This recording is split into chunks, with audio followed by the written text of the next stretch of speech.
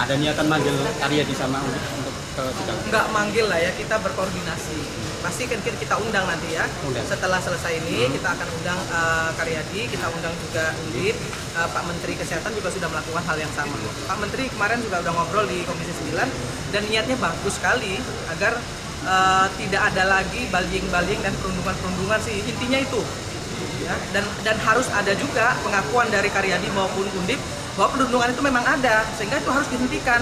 Nah, kalau masih ditutup-tutupin juga nggak selesai persoalannya. Nanti si perundung dan si balying ini malah makin berkeliaran gitu. Itu aja sebenarnya intinya.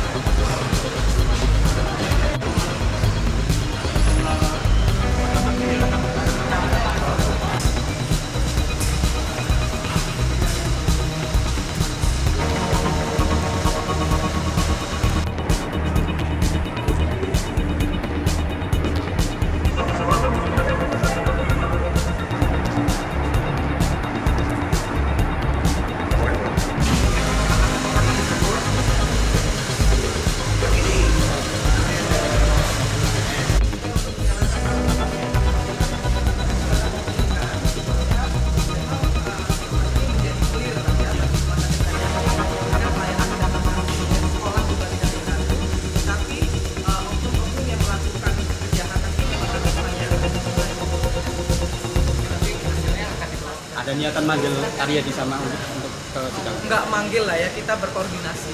Pasti kan kita undang nanti ya. Setelah selesai ini kita akan undang Karyadi, kita undang juga Undip. Pak Menteri Kesehatan juga sudah melakukan hal yang sama.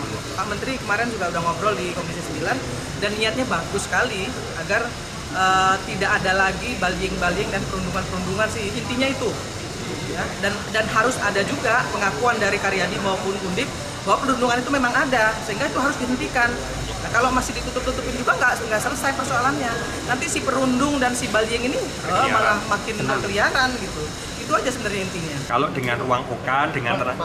dengan ruang ruang operasi dengan dokter spesialis yang ada, secara jam shift masih cukup. Berapa mas dokternya memang? Cukup. Kita dokter spesialisnya masih sesuai dengan kamar OK-nya, masih cukup. Kalau itu mas? Puluhan, belasan? Puluhan. 20 mas ya, betul? Lebih. 21? 30-an? Saya sebagai direktur operasi nanti perlu melihat datanya karena itu di ranahnya dokter medik.